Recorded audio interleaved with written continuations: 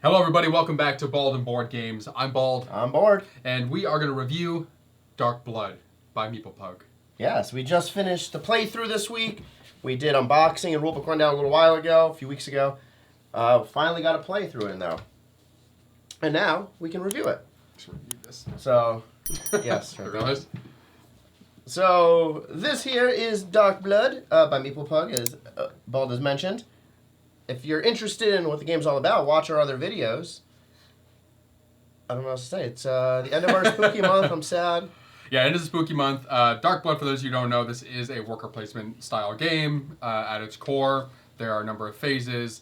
The progression slowly picks up over the game via the interaction and stuff that we'll talk about when we get to our gameplay section. But it's really just it. It's really worker placement, and then those workers are then used for action selection, which is kind of just more worker placement, but within a confined space based on where they started off originally. Yep.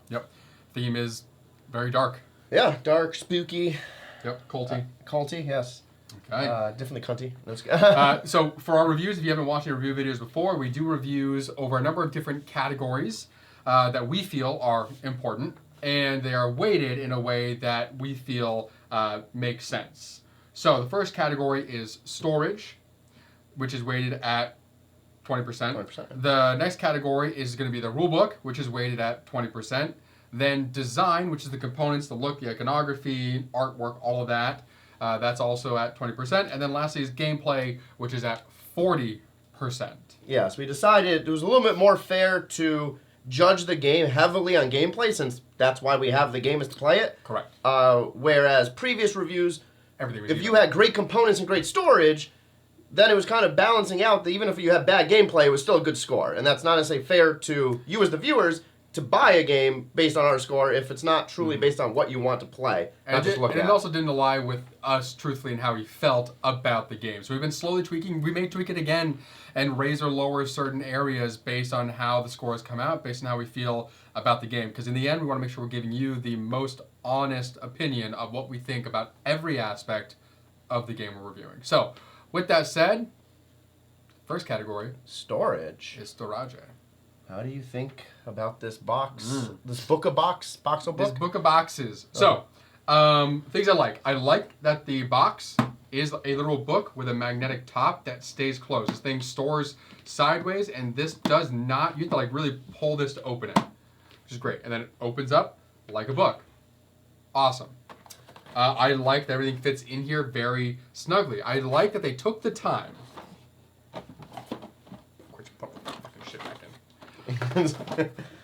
So, everything's on the bottom. You have your phone thing to make sure that stuff doesn't move around. Magnificent. This piece that goes down on top, I like that it has this slot that goes nice right there. And then if they had, this is the correct one, the foresight too. See this little knob here? This literally hooks on just like that. And then you have the last piece that goes here. So everything sits securely and nothing gets really jumbled in here. Sometimes a card shift because that's whatever. But nothing is getting broken or messed up. Everything is kept very neat in its spot. Easy to take out for gameplay to get going. So let's talk about each individual kind of area for storage. So here what you would have are these little like boxes that hold on to your components in the game, some discs, some bags, some cards. Straightforward, simple, easy. There is this tray over here. I want to knock over my wine. Which is missing, that would obviously go in right there as well. Holds all the different components. So great, not so great. No spot for these little tiny bones. There's this dime bag of cocaine bones. I don't like this. You could have easily made this a twofer for the skulls and allowed us to put this in there. Exactly. So not a fan of that whatsoever. There are bases in here. You'll find out about that in a little while. I don't know if it's over here just that way. It's not getting knocked over. Let's get out this guy here. This here, again, not bad. Spot for your coffins, for tiles, some little pieces. Cool. And now, we're going to get into what I don't like about this game, or about the storage. Once again, we're not there yet. About the storage. So, the minis and where they go in. So there are a bunch of games we have where they have a bunch of minis like this, and they give you a sheet of paper with a diagram showing where each one goes, which is needed. Because when you're trying to put back a bunch of tiny minis that have a very similar shape to them, it is difficult without having played this game a bunch to know where the hell they go. Also, some go on here, and some go on here, as you can see. So that is my main issue with storage, is the mini structure is annoying to put the game away. I hate putting this game away because of that aspect. Everything else is great except for that, and because of that, storage got a 4. All right. All this back. No. I'll start on the bottom, work my way up. Started there. So, just, to start off, I'll agree with the very first point Nick made. The box being a book, really interesting. I'll just do a quick front view for you. You can see, literally, this is a full book. So very interesting on how they developed that. When I pulled it out of the box when we got it, was not expecting that. I literally expected it to be like a sleeve, and then it would pop out. Like, oh no, this is the whole thing. In components, this might become a problem eventually. I don't know with how like this hangs, but we'll get to that later. I think so. Like it looks pretty like doubled up and stuff there. It seems like they knew they had to reinforce that if they're going to do it. But yeah, overall, it's great. I love how underneath this, you have the player boards and the game board. It just stacks nicely, and they did put that foam there to hold it in place. Yep. So things aren't sliding against the sides of this, knocking it around. The artwork inside the box is pretty cool too, which we'll talk about that in design. Yeah, it is. For this, I do agree, where I understand, like, hey, you have a bunch of minis, you need to find places to put them. Mm-hmm. You don't even necessarily, you could use a piece of paper, or on the bottom of the minis, you could, as I look for a mini, you could just literally put a number, like 1, and then put a bunch of 1s in here, and be like, oh, these are all the number 1s. Because not necessarily all the gray minis don't necessarily go together in this. Yeah, that's what I was saying. Because because some go over in the other one over here. So I do agree, it's kind of a mess on how you put the minis back. The large minis, very easy, because they're very distinct. But the smaller ones all look the same. It does take some like finagling to figure that out. For how all the sections pop in, again, love it. I like how they all settle into their own spaces. I do like how, in a lot of games, I prefer if all of the pieces are together for like one cult or one faction. And this, it works. Because it's so distinct of what you need, and they're very easily color coordinated. So, like, okay, I grab the 4 tiles of the color, boom. 1 coffin, 1 chest, boom. Easy. All the tiles that go on the game boards, we'll see in a moment, all fit in nicely. And then the resource one goes here as well. I will agree with the whole bones thing. In my opinion, I wish the bones were the same size as every other component. Yeah. I really don't even understand why they made them so small. Like, there was no need, if you're calling all these the same type of components, there was no need to make bones this small. Yep. You made skulls super large for no reason, but it kind of looks cool. I like it. But yeah, these could have just been normal size where they were the size of this, and then yeah, it just had its own spot. Mm-hmm. So I do agree where that is kind of annoying.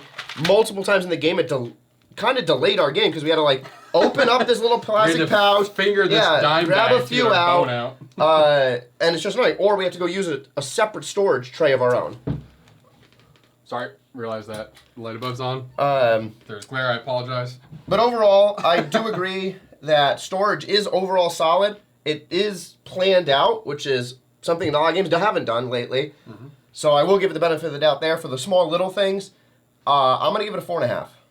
I thoroughly enjoyed it. There was, again, a few same gripes as you, but I'm not going to hold it as much against them. That's fine. All right. Boop. And then we should be. I just want to double check, make sure we're still able to see okay. Yeah, no, I'm not doing that that's yet. fine. We'll do that afterwards. It's a little dark over here on the side. Yeah, I noticed that. Well, it's because these lights here. That's fine. Which can they, if you open that, can they see the rule book now? Yeah. Because I'm not going to point out specific words, at least in my... Yeah. All right. Sorry, guys. Oh, wait. I have the remote. What am I doing? I'm an idiot. Keep going.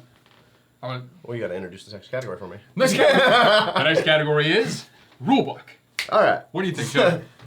So for the rulebook, there's 2 pieces of this. So you have the physical rulebook that you see on the table in front of you, and then you have player aids. So there's 4 player aids in this game because there's 4 different cults. Each one is different. the front side's the same here on this side where it goes over all the iconography. It goes over the phases all the same. And then on the back, it's a little bit different. Strategy, tips, and story for your character. Thoroughly love this. I like that they took some effort to give a little backstory on each cult, that they give some strategy tips. You can read them or not. It's up to you. It's on the other side of the paper. On the front side, very simply goes over each phase. Obviously, you have to read the rulebook to understand the phases, or learn it yourself, which we'll talk about in a second. But it does go over the phases here, and the iconography is very clear for what's on the board. Not necessarily makes sense, but it's very clear. Yeah. For the rulebook itself... There we go. Now you guys can see. Yes. Sorry about that. For the rulebook itself, it does start off well, where it goes through a nice table of contents and says, here's all the things we're going to cover. Cool artwork. Stoked to get Components into it. look really cool. You get to page 3, problems start. And so, downhill. I know this rulebook was definitely translated from another language. It must have been. Oh, it definitely was. I think this came from Germany or something. Oh, okay. So this was definitely translated. So I'm going to give them a slight benefit, but... I'm not. I didn't say great, huge benefit. I'm going to give a slight benefit. I'm not saying I'm still going to get a score yet.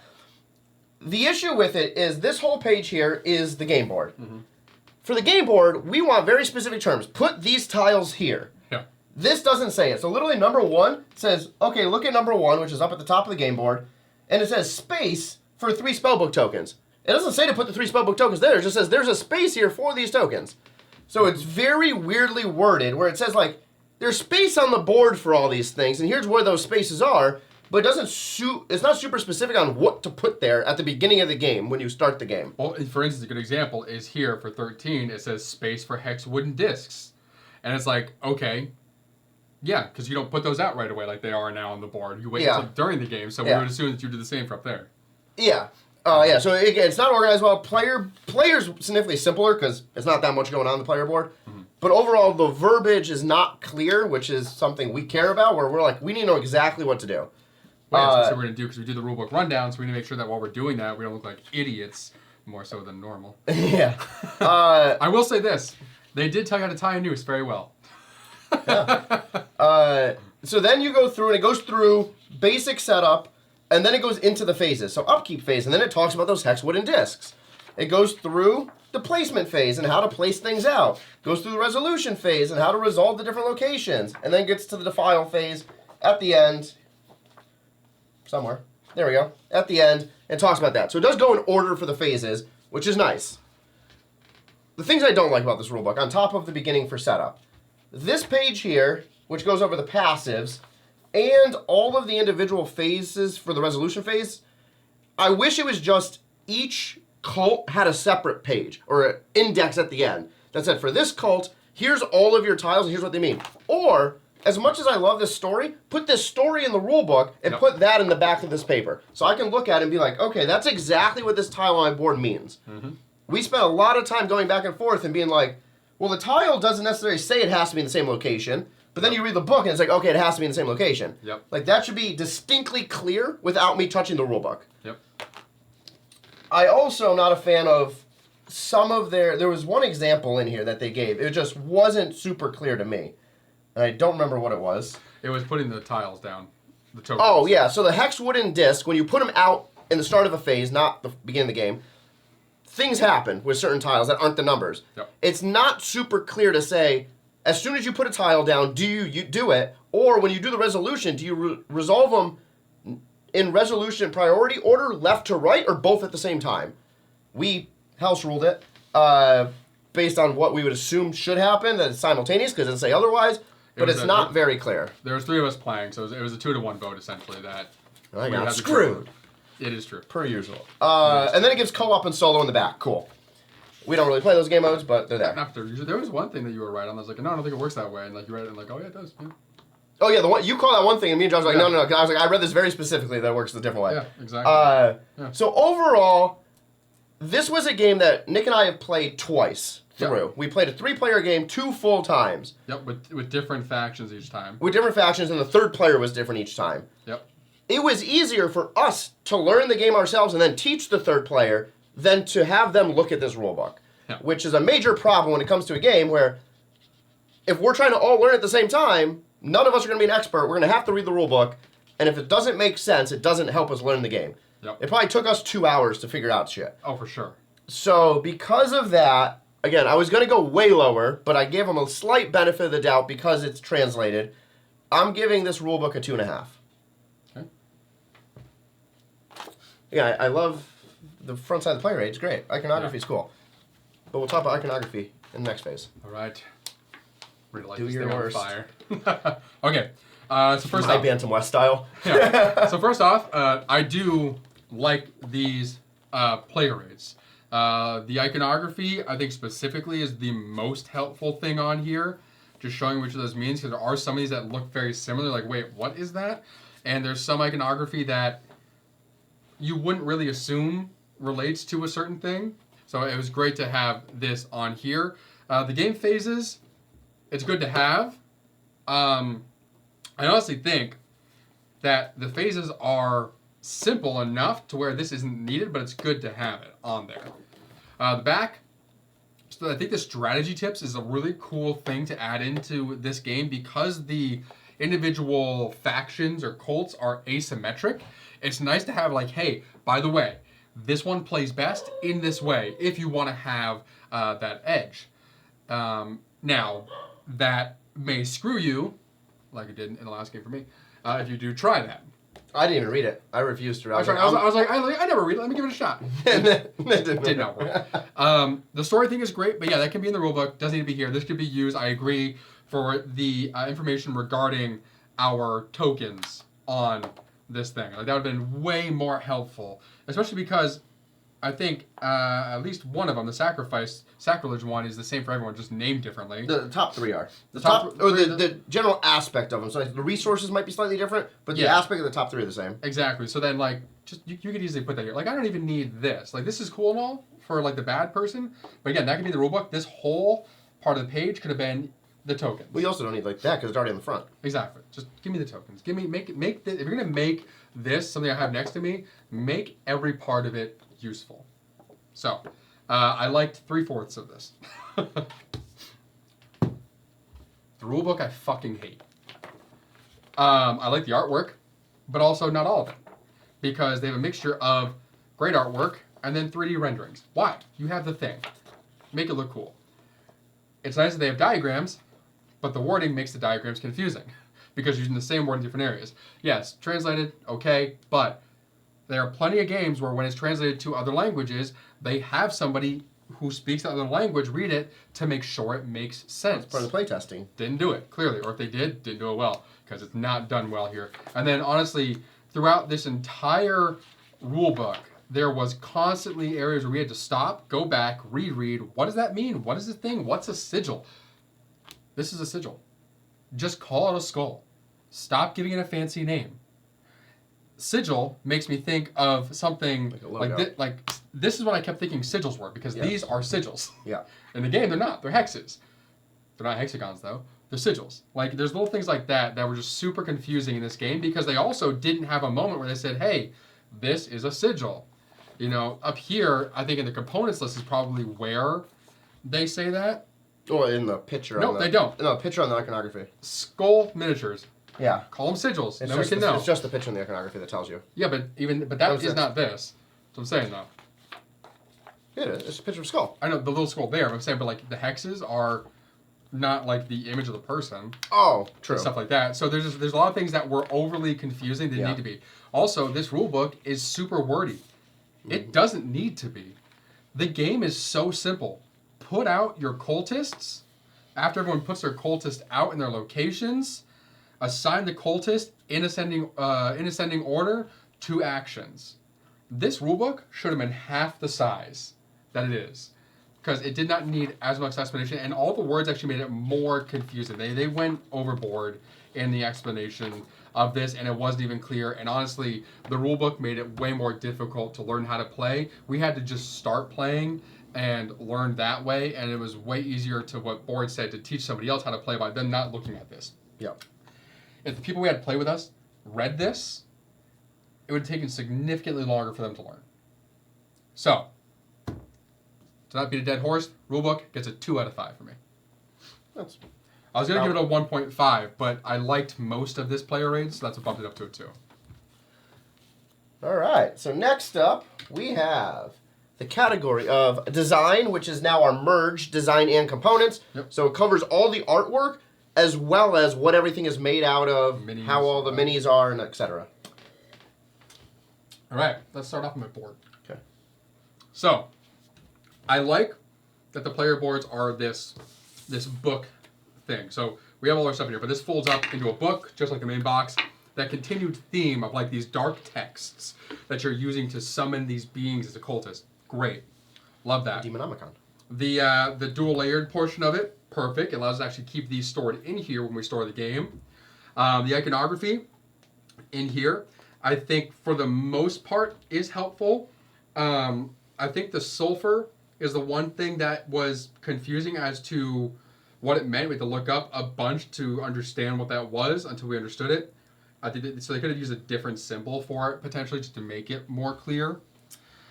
The hex tiles we have here, I think they're cool if they're wooden. It's interesting that they went like for some wooden components, some punch board components. But I guess I'd rather there be part wood, part punch board instead of all punch board. So I'll take it. They go on top here, which I think is great. Covers up what's underneath. It's gameplay thing. I won't mention that. So I think that's cool. The minis look great. I think the minis are really cool. These ones at least. So our monsters being big, very detailed, very fun to look at. The individual cultist as well, detailed, fun to look at. This stuff up here I feel is kind of pointless. Like we don't need a coffin for the skulls, really. Like if the point is to keep them hidden from other players, how many skulls you have left, it didn't matter. Like you never even came close to putting all your skulls out. Everyone knows you start with 7, and you count how many's on the board. You're like, okay, that number minus 7 is how many you have left. So wasted space. This as well with the silver. The silver is nothing special. Or iron. Is it iron? Nope, silver. Silver? No. Okay. Ingot.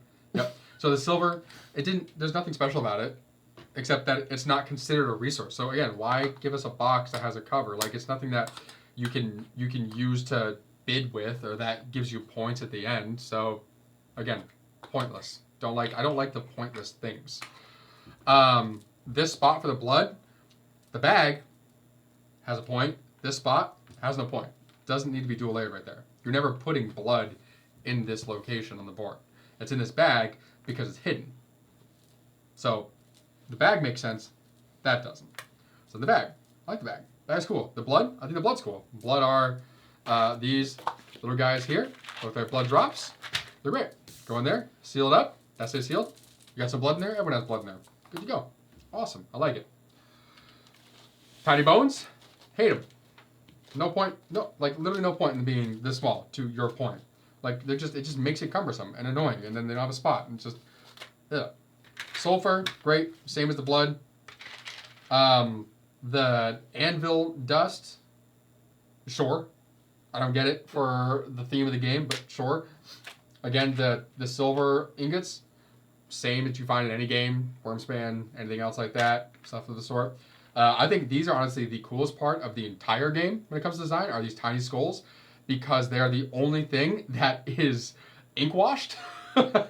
Like, I wish everything was ink washed, so they ink wash the skulls and the tiny ass bones, but nothing else. Everything else is just plain Jane. So the skulls are cool because they're just dug up from the ground and dirty, and they're super detailed. I think those are a really fun piece. These bases I told you we get back to. Hate this. So, we have all these little peasants. They have bases, so they can stand in their locations. The one time it stays together. They fall out. They fall out very easily. I don't know why just slap it. Many times we'd be putting cultists on here and knock with the base, like, oh, shit, and you got this one on, and then you knock off another one, and that one falls over, and it's just so annoying. The reason why the bases are removable is because you can hang them from this tree. Trigger warning for everybody. You can hang it from the tree. That's cool for the game, not in real life. That is a cool mechanic in the game. Great. So, yeah, you don't want this huge base there because it can get in the way. So just give them a small circle base that you don't have to detach, and they will stand up just fine. They'll probably still fall over if you knock into it, but they'll fall over less than they do with these bases. This is dumb. I don't like that. The tree is very cool. You don't have to do the hanging. It's not a mechanic that you have to do in the game. It's just a fun thing if you want to do it. For the theme of the game, it does look cool. It does fit the theme, so we did do that. They gave you all the ropes. They taught you how to tie the noose, which may be good or bad, but that was fun. Again, wooden disc here. I think that that's fine. Very simple. 4, 1. They don't need anything special about those. Here you have your 2 peasants. Here you have your Inquisitor. Very clear there as well. A lot of these tokens are punch board. Artwork is cool. They don't need to be anything more than the punch board. The board itself, I don't like. The board itself is mud. And so, like an artistic eye looking at this, it's too busy. All the hues are too close together. All the colors are too close together to where it literally just looks like somebody dipped this in mud and then put it on the table. There is no distinct area where it really draws your eye. And really, each location should have a higher contrast to draw you there. And then in between, there should be something more. And the reason I'm judging it so hard is because you have games like Tainted Grail, which is a game that is a very dark theme, much like this. And it has an overworld map that you like piece together, but it's vibrant, but also creepy. So I hate the map here. I think it is absolute trash. The layout of everything on the board, again, I think could have been done better. So one of the things that we had to double check at the beginning of the game was a section up here to figure out, wait, when does that happen? And it's the defile phase. Defile 1, 2, 3. Again, could have labeled that up there, could have had those in a different orientation to make it more clear.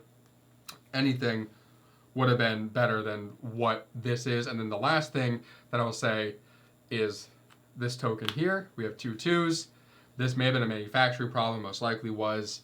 But again, that is something that shouldn't necessarily happen or should have been caught by the owners. And one of these should have been reissued right away. So there wasn't a great QA or QAC. QA. QA. Yep. There wasn't a quality assurance check at all it seems like, for the rulebook or for the components getting packed. So, design from me gets a 3 because I think that they designed the minis very well. I think that things like the jar of dirt are a lot of fun. It definitely fits the theme that's going on, but there are definitely those things that I think are absolute trash. So that's why it falls that middle of the realm, just okay 3 for me. All right, for me, I'll start the game board. So let's start section by section. We'll start at this top right corner here. I do agree. So this is set up this way, where you have round 1, 2, 3, and 4. There's no indication on this board that this is round 1, 2, 3, 4.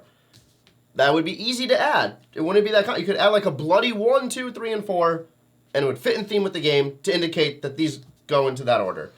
I do like that these do sit right underneath round 1, and there is a little connection to it to show that, okay, when round 1 happens, those go into the bag. Cool, that part makes sense, but again, it's not super clear like when it happens.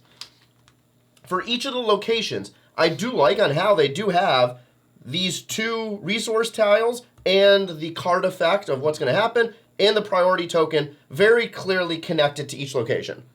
So you know, okay, this location goes with those items. So it's not, we never got confused on which things went with which location. So that part I do love.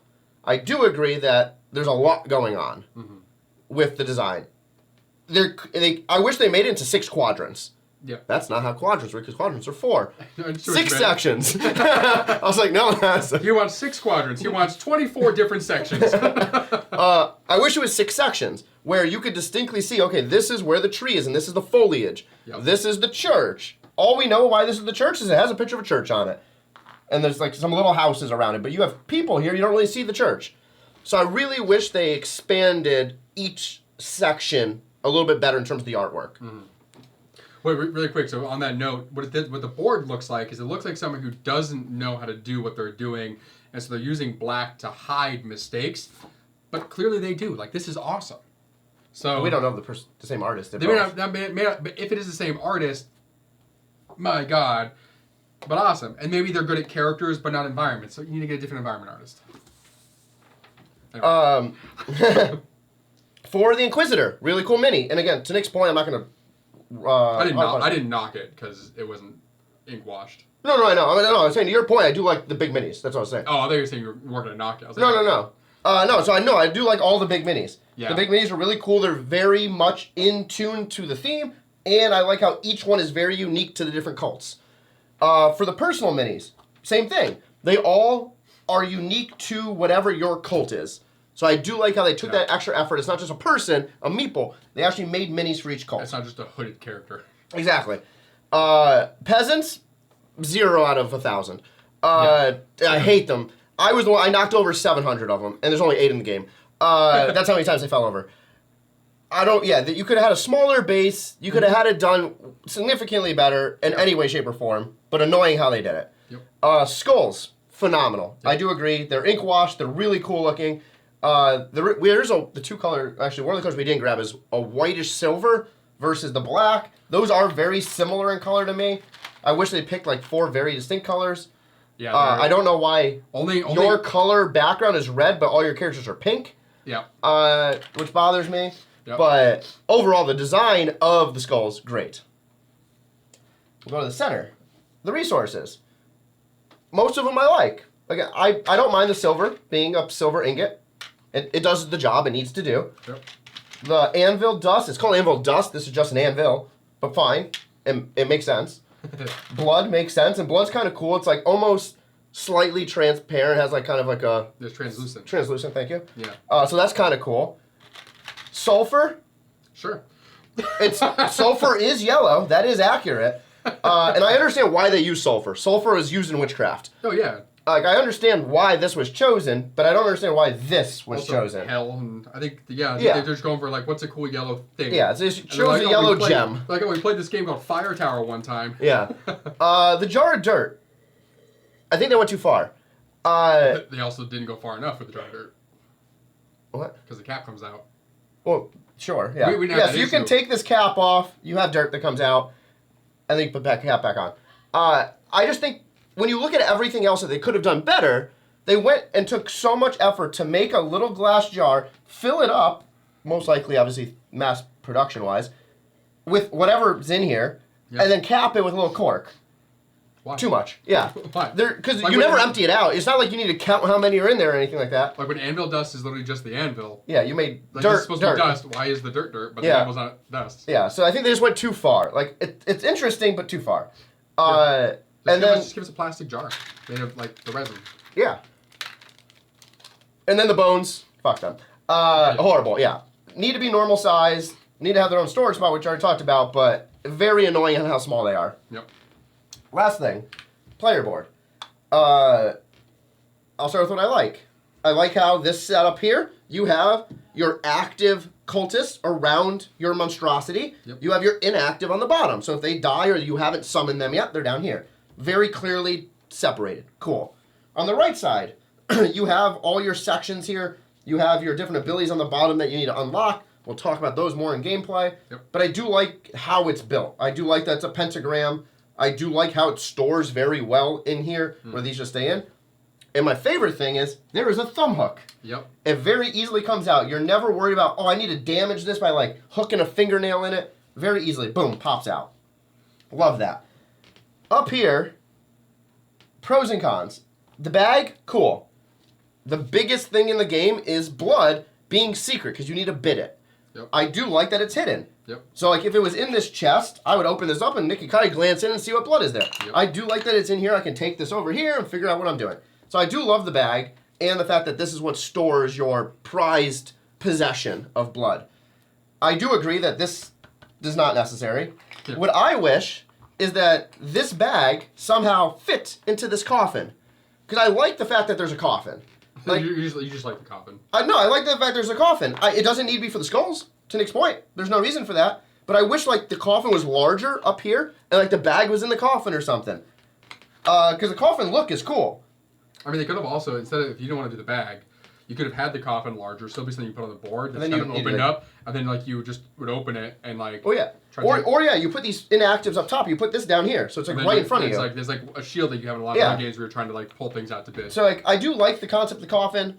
I don't like how it was implemented, but I like it. Yeah, this chest, useless. Silver is not a resource. It is another type of useful material. Yep.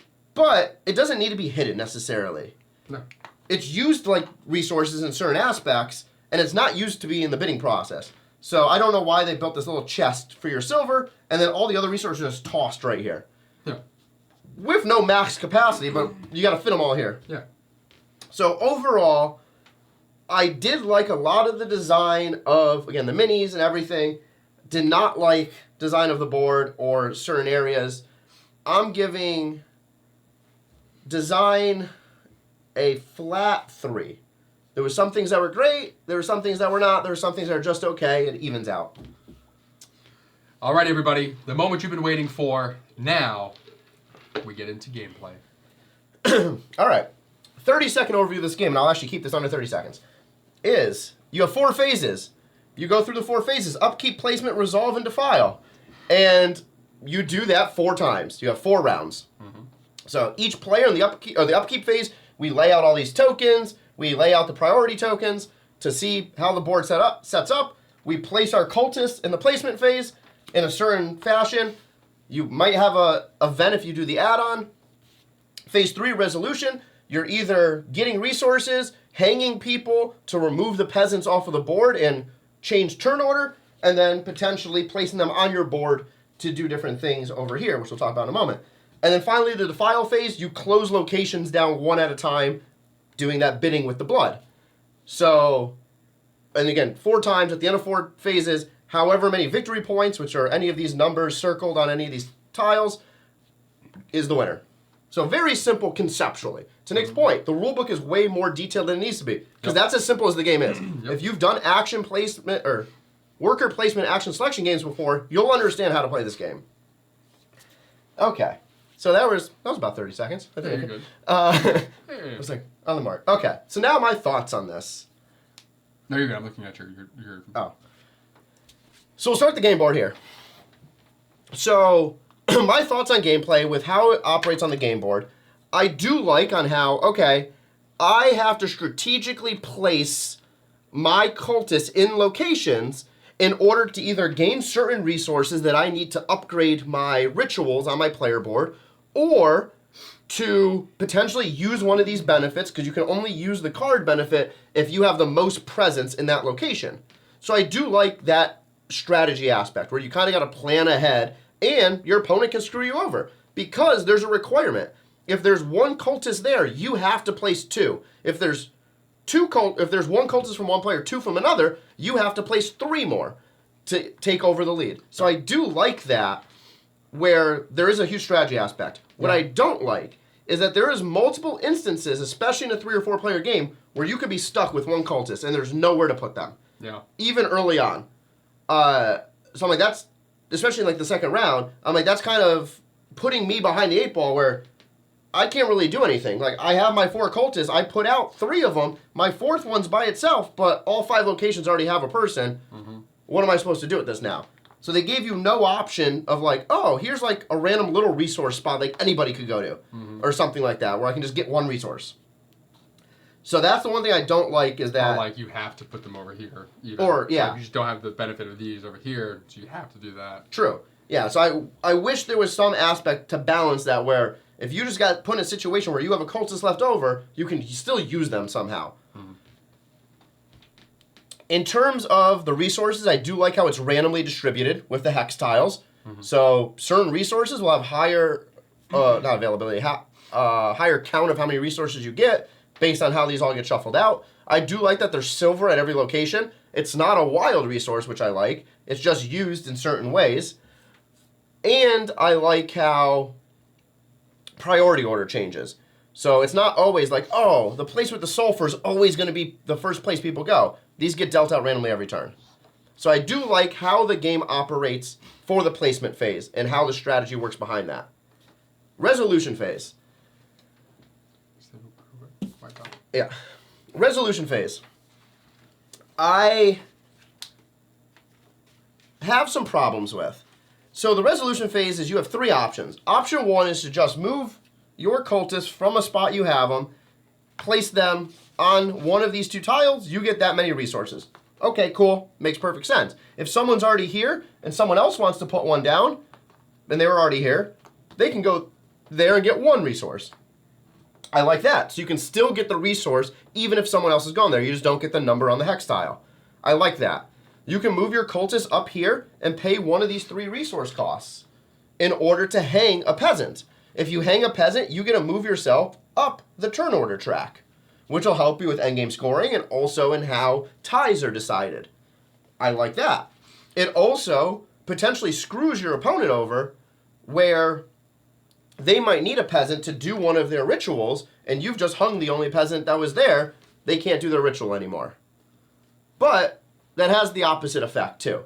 There's only 8 peasants in this game. Mm-hmm. If you hang a bunch of you and the other players, let's say you're playing with 4 players, each of you hang 2 peasants within the first 2 rounds. All the peasants are gone. You can now never do multiple of these actions because there's no more peasants left. So literally on my game board, which will flip over there, 3 of my 5 rituals require a peasant. You upgrade them and flip them over. 1, 2, 3, 4 of my... I need 4 different peasants across these 3 tiles. Again, if there's no peasants out there, you're screwed. So they definitely did not play test this well, in my opinion, to where... And you can only use peasants that are in your location. So I don't think they play tested well enough where in a 4-player game specifically, there's not enough peasants. It should be assigned where the number of peasants in the game is based on how many players you're playing with. So maybe 6 peasants for a 2-player game, 9 peasants for a 3-player game, 12 peasants for a 4-player game. And average it out that way so it's fair where you have availability to do all your rituals across the game. Yeah. The other thing I don't like is for these rituals, so you have this little spot of resources. You move your resources to these 5 spots to upgrade them. And you can do the upgrade as a free action. Okay, cool. I don't mind that. I like free actions, and I like that you have to now decide, okay, I put the resources here. Do I upgrade? Which one do I upgrade? Because once they're there, they stay there. Yep. So I can't use those same 3 resources. I have to then, if I upgraded this one, I have to go over here to upgrade this one. So I do like that, again, strategy aspect. But when you, let's say I upgrade this one, I do this, I put a cultist there, I get to bring out my monstrosity, the big guy. He'll go on the map, whatever. And I take one of these hex tiles, it goes into the bag, and I gain this benefit. And I get to decide which side I want, and as soon as I chose, it stays that way for the amount of time that's face up. What I don't like is, let's say I spent my time, round 1, to unlock 2 of these, because I can only do it twice. So I spent enough to unlock 2 of these. Well now, the beginning of the next round, we draw tiles out of the bag, boom. Both of mine got drawn. They covered up again. Mm-hmm. Time and time again, my things were getting covered up, and I'm like, I don't have enough actions to uncover them and then to be able to use them. I need to wait till the next round to be able to use them, but now they're recovered, and I have to do this whole process again. It's shitty randomness. It's bad randomness, yes. If you're going to do this where these are in the bag, you need more than the 10 tiles that are on the board to start in that bag. You need like 20 tiles in that bag of numbers to balance out how many of these are going in. Because or at least those stay on the board until the end of the round and then true. Go back. Or change how they operate. Like when that comes out, it stays here. That resource becomes unavailable. Yeah, it just covers it. And your sigil goes down, and then at the end of the round, it goes back to your board. That would make sense. I'd be fine with that. So I don't like how that operates. It can be done significantly better. The one other thing I don't like, and it's one of the 2 cults we do not have on the table right now, is the white cult. Yep. Of course. They have... Those are called white supremacists. So my ability here as a Shatos, and my big monstrosity, is you get to draw hexes out of the bag. So yet again, if Nick has hexes in that bag, I can draw them and just toss them back, and now he loses his ability. Yep. His ability... What is your ability with your big dude? When place your first skull here, place 2 okay. instead. So your sigils. So you get double sigils when he's out on that location.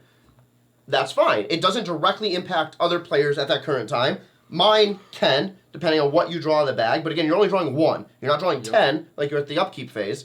The white cult, which is the cult of demonologists, I believe, is... No, necromancers. White is necromancers. Yep. The necromancers just kill people. Yep. So there was 2 times in our playthrough, I was in the location as benevolent, and I was ready to go. I had actions in my mind. I'm going to do this. Like, cool. And then, boom, killed. And, like, there's nothing I can do ever to prevent that. Yep. And, again, because of how the playing works, I put one down. Now I'm at kind of the will of the other players to hopefully not go there. So, well, we're not in that phase yet, but the placement phase. Yeah. If he puts 2 down and I don't have 3 left, he's going to have first action and he's going to kill me instantly. So it gets to a point where you're like, well, why even bother playing at that point? Like, that person's going to win because their ability is so OP that they can kill other players, at least their cultists. He also had one where he can just return 3 cultists. Yep. So overall for gameplay, the concept is cool. That's why I bought this game. I do like it. I backed this game and Blood at the same time. So this is Dark Blood. I backed Blood, which is vampire based. I haven't gotten that in yet. It's coming soon. We'll see how they compare. I'm more excited for Blood than I was for this when I backed it, but I did like the aspect of this concept. Overall, it is not done well. It's not balanced well. Yeah. There's a lot of randomness that makes it not fun. Like, I got to a point playing this the other day, I was like, there's no point to continue doing anything, because I literally, every time I go to do an action, I'm dying, or something else is happening where I can't, like, fully do what I want to do. And it's not just because, a player made a smarter decision and, like, grabbed a resource first. It was just like, they just have a way better ability than I have. Yep. So overall, I give gameplay for this, as much as I hate to say it, 2.5. All you say. Alrighty. Let me get a drink here before I get into my long-winded monologue. Blood. Okay. That's what I'm Where to start? Let's start with the board. Player board? Sorry, my player board. Yep. Like the board. Okay, so I agree with the situation with these hex tiles. I hate that these get thrown in the bag, just get put right back on there. I think that is so frustrating. Another thing I don't like the summon abilities. These things should feel monstrous. One, it should be difficult to get these onto the board. It's not. Upgrade this one tile, get them out whenever you want. Should be difficult to get to that point. And then when you do, this ability, when you put them out there, should be catastrophic. So it should be difficult to get them out, and it should be catastrophic to do so. So this character should be purely a round 4, maybe round 3, if you play exactly the right way to get them out. Because being able to get them out quickly makes them feel pointless. They go out, they come back just like cultists, no big benefit. Don't like it. Another thing I don't like.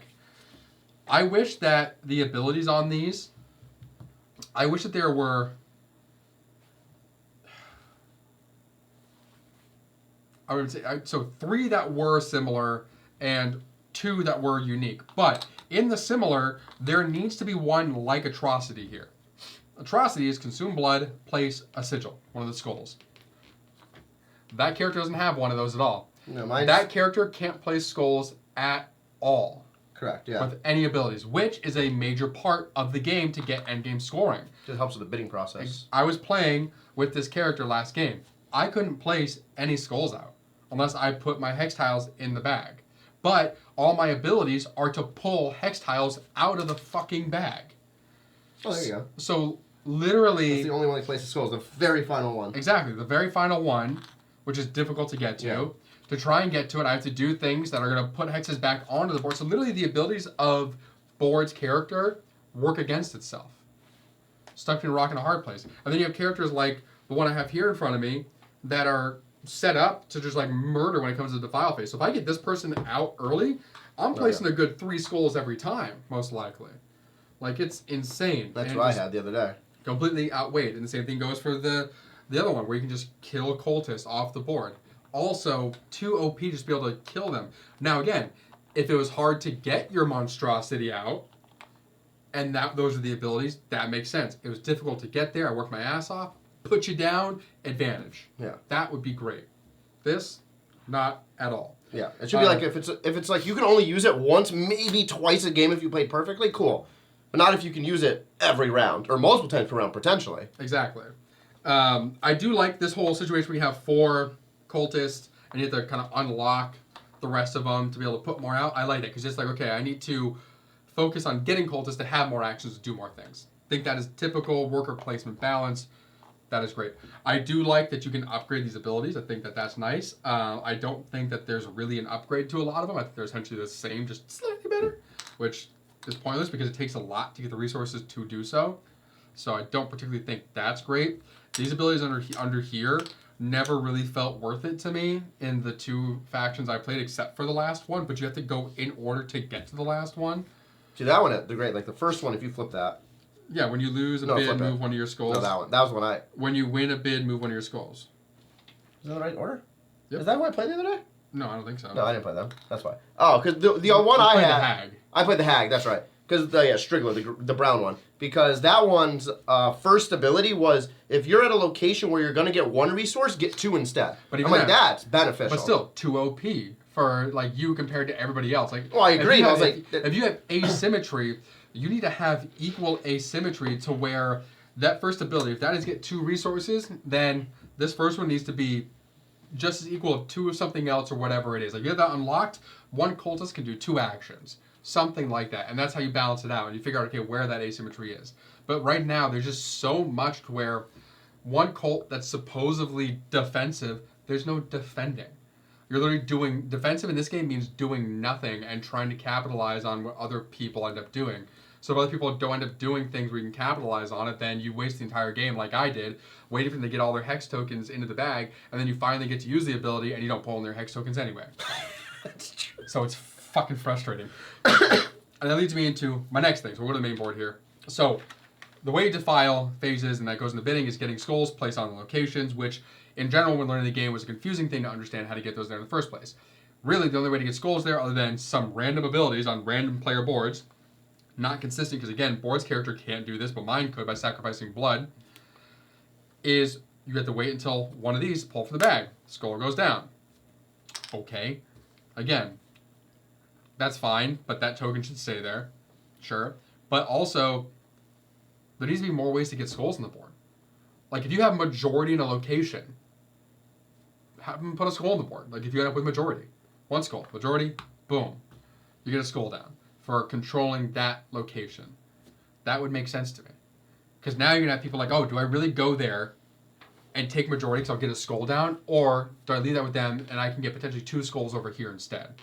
Because then you have skulls spread out and it's going to be less obvious which place is going to end up defiled. But to do that, you need to make sure that everybody has an ability on their character board to be able to put skulls down at their locations. Like maybe it's kill a peasant, put a skull down.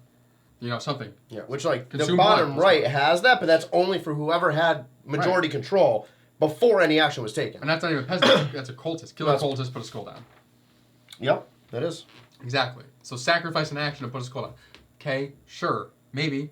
Still feels a little heavy. But so there's a lot of those things like that that don't feel balanced, that don't make sense. The game almost feels like it was made by AI, if I'm honest.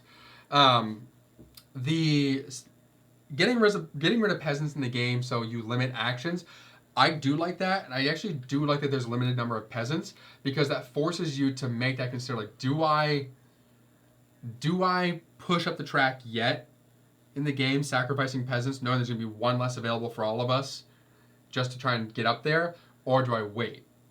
And so I like that kind of, that choice that's there, because once they're in the tree, they ain't coming down. Like, they're there. So I think that that's fine. I don't like that peasants stay in their section round to round. I think that get rid of this token for the peasants and just every single round redistribute the peasants at random based on the numbering order that comes out. Again, go 1, 1, 1, 1, 1, 1, 1, 1 until they're all out. Like, that makes way more sense to me. That token for 2 peasants, I think is dumb. This Inquisitor as well, I think it's a great idea having the Inquisitor. I think what he does is stupid. I think him removing a skull from a location doesn't make sense at all and caused an issue in the last game in Order of Operations. I think him killing the last cultist after the act makes sense. You kill the last cultist. But it doesn't make sense after the act because the cultist is over here then. Not even in the location anymore. They're on my player board. Like, that doesn't make sense. And that's why I thought initially that they just kill the last cultist placed there. Like, just killing him makes sense. Like, okay, do I go there to waste that? Maybe. I even think that having him in a location immediately means there's already 1 mini there, so now the first person to put a cultist down has to put 2 down. which means less cultists ultimately go there because he's counting as one of them. Would have made way more sense. There's a lot better ways I think they could have used this Inquisitor person instead of the 2 minor ways they did. Because ultimately, whenever this person was on the board, we just avoided the location. We said, fuck that location. Until the last round, and then it's like, okay, it doesn't matter if my cultist dies now because... Right. It's like, you know what? Screw that location. Don't matter. So, I don't really think that added any value either. Things I do like the setup and the randomization of the locations despite not getting the 3, but I like the 1, 2, 3, 4 aspect of it and that determining kind of the priority order and stuff. Again, I do like this turn track and the, pushing up and down to try and get not only points for the end, but to be able to go first. A lot of times I didn't really feel like going first made a difference because when it would make a difference is when you're actually using your cultists to perform actions, and that's determined based on majority of the location. So it was mostly the tie scenario is where this helped out. Exactly. So, meh. I like the location actions, that those are randomized. I think that's great. The events, I think that's sure. I think every game that's like this needs some sort of event deck to make every game random and different to a degree. The objective cards, they add a nice objective, but I think the problem is you can't really go after your objective. If you go after your objective, you're going to lose the game. Yes. Because you're not going to accomplish anything else on here. So the only way that you're going to achieve your objective is by accident. So, again, not balanced very well, doesn't fit into the game very well. It's just, it ruins the game. So, all in all, I think that they had the start of something that could have been really cool gameplay-wise with the theme, with the idea. I do like the putting out the cultists in the way you do, and that kind of like, okay, 1, then 2, then 3 situation. I agree there should be a situation where if you have left over, you can't put them on the board, but there's some other very, very lesser thing you can do with them if they're left over here. Like any cultists you have left over here, you maybe you get a basic resource. Yeah, that would be fair. Yeah. Get 1 resource per cultist. Yep, something like that. But you have to play them all. You can't choose to leave them there. Yeah. Like you have to play them. So there's a lot that they could have done way better with this. And unfortunately, all the things that they didn't do and did do just got in the way of this being fun. And like last game, I got to a point for myself, I was like, I know I'm not going to win, so I'm not even trying. Yeah. I'm just playing to try and screw them up, which didn't even work. You couldn't draw the right ones. Right. So I gave gameplay a 2 out of 5. Fair. Okay, everybody. All right, so per usual, we will bring this back and we will go over each category real quick, give a sum of Bald and Board's combined scores. We'll give our individual total scores for the 4 categories combined, weighted, and then tell you where this falls on our rating system of perfect, it's not, must play, should play, do play, just okay, never play, don't play. Added a bunch of things that we don't have. Sure. I just thought, I was like, well, how many words can I say? Important thing to note, though, is we do round down. So if you don't make it to the next half or whole, you end up at the lesser half or whole. So if you end up at a 3.8, you fall back to a 3.5. We do not push you up to a 4 because you did not get there. There's no participation trophies here. Okay. All right, so. First up, we have... First up is storage. So storage, very well done. Bald gave this a 4. I gave this a 4.5. Bald and Board Games gives it a 4. Again, very well done. It's a cool design. It has sections for everything. It's well organized in the box to have those sections in there. They did a great job. I agree. Next up, we have the rulebook. I gave it a 2. Board gave it a 2.5. So that means the rulebook comes in at a 2. Again, the player aids are mostly great, except for really the last quarter of them. Wasn't really needed. Could have been put in the rule book. Could have had more useful information on there. And the rule book itself actually made it more difficult to learn the game, which is the opposite of what a rule book should do. So there was a few parts in there that it did explain the game. We were able to read it and learn how to play the game. So that's why it didn't get a lower score. Yep. Third category is design. I gave it a 3. Bald gave it a 3. Bald and Board Games gives it a 3. Design, it's just okay. Like, there was some really cool things, like some of the minis and the skulls. There was some really not cool things, like how the board looks, how much is just a bunch of shit on a board. It literally looks like someone's shit on the board. Yeah. So, overall, the design is a 3, middle of the road. It kind of does its job. It's fine. All right. And for gameplay, I gave it a 2. Board gave it a 2.5, which means Bald and Board Games gives gameplay a 2. So again, the promising factors of this game were the traditional worker placement aspects. The creative things they tried to do didn't work and were unbalanced. All right. So for final tallies, so as board, as board, all 4 categories together with the weighting system where gameplay is 40% of the score, everything else is 20%. I give Dark Blood by Meeple Pug a dead 3. So right in the middle. No pun intended. Yep. Pun 100% intended. So right in the middle. It was okay. The big benefit was really the storage that held it up that just okay. It would have been under and a not play for me if the storage wasn't as good as it was. Again, I was so hyped for this game coming out, mostly because of the hanging tree, to be honest. It's literally he literally saw the hanging tree. He's like, done. Yeah. So they got me. But it doesn't actually have a gameplay mechanic. No. But yeah, overall, like, would I bring this back to the table? Maybe, but it's not a guarantee. Like, we have way better games. Yeah. All right. So for myself, bald. I'm bald. I gave Dark Blood a 2.5. So for me, this is a don't play. This is a game that isn't needed. It's a game that could have been way better, but it feels underbaked. And it feels like they were relying on the theme to really push this, and they rushed it out, which is unfortunate because it could have been so cool. But I would not recommend bringing this back out again. All right. So final scores, Bald and Board Games combined total for Dark Blood by Meeple Pug is a 2.5 out of 5. And that does make this a don't play. Yeah, so this is rated a don't play because of all the issues that it has. Like Board said, there is Blood that's coming by Ludus Magnus Studios, who have a history of putting out games that are very good, which that one may not be good either. We haven't got it yet, so we can't really judge this based on that. But there are a lot of other spooky games that are significantly better. You just find the one you like, take your pick. If you want a campaign game, Vampire the Masquerade is a lot of fun, and is very spooky. If you want a hidden trader game, you have Who Goes There and other variations of the thing that are like that. There are so many others. Do we have any other spooky games here right now? Damnation. Damnation, a fun battle royale and stuff. Even Dracula's like Castle. The Witcher Old World is kind of a spooky game. Tainted Grail, if you want another. Like, there's so many spooky games. Dracula versus Van Helsing, a good 2-player kind of a spooky time. So this one, take it or leave it. Yeah.